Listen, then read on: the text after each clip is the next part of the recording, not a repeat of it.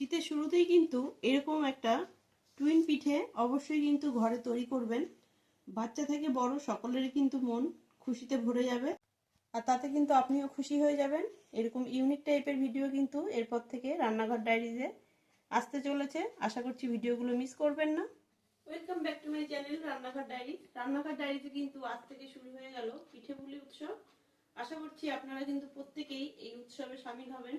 শীতের ছোঁয়া পেতে না পেতেই মনে হলো এতদিন কিন্তু স্ন্যাক্সদের সাথে অন্যায় করা হয়েছে, তাই কিন্তু আজকে চলে আসলাম একটু শীতের কোনো রেসিপি নিয়ে।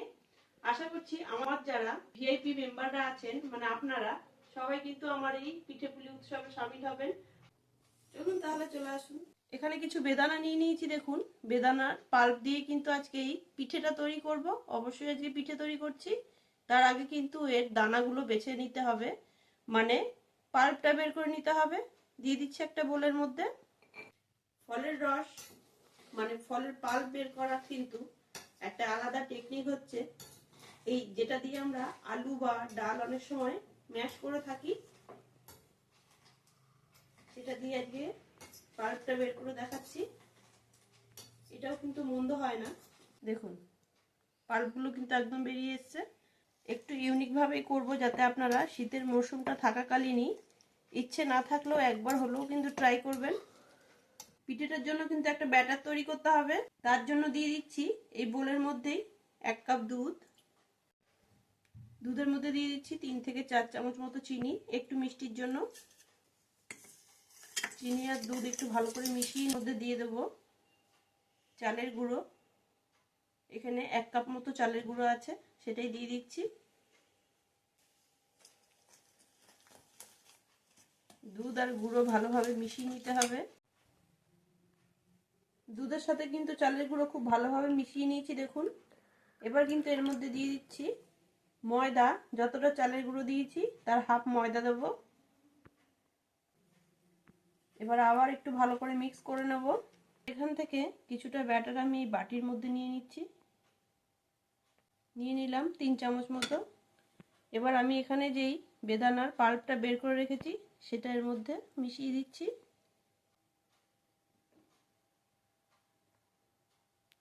এই ব্যাটারটাও কিন্তু রেডি হয়ে গেছে, দেখুন কালারটা কতটাই সুন্দর এসছে। এবার এই ব্যাটারটা আমি ঢেলে নেব। এখানে একটা পাইপিং ব্যাগ নিয়ে নিয়েছি একটা গ্লাসের মধ্যে করে, এটি ঢেলে দিচ্ছি। কিন্তু ভালো করে গার্ডার দিয়ে আটকে দিতে হবে মুখটা।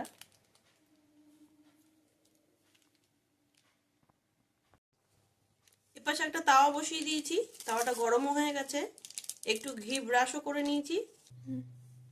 এবার কিন্তু দিয়ে দেবো এই গরম ঘি ব্রাশ করা প্যানের মধ্যে।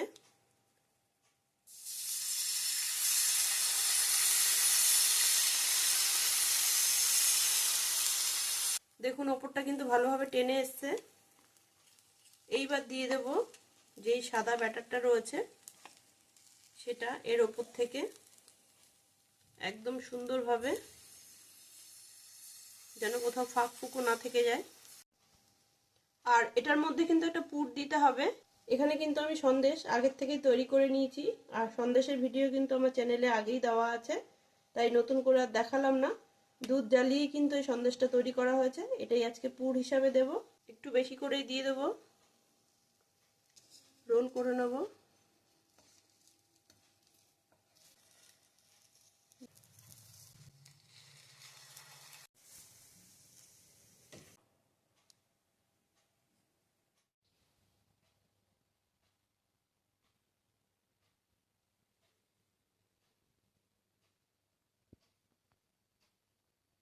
তৈরি হয়ে গেল কিন্তু আমাদের টুইন পাটিসাপটা। আশা করছি একটু ইউনিক হলেও আপনাদের কিন্তু সবার খুব পছন্দ হবে। যদি ভিডিওটা ভালো লাগে লাইক অবশ্যই করবেন, আর যদি ইচ্ছে নাও করে তবুও কিন্তু লাইক করে কমেন্ট করবেন। দেখা হচ্ছে এরকমই মজাদার নিত্য নতুন ভিডিওর সাথে।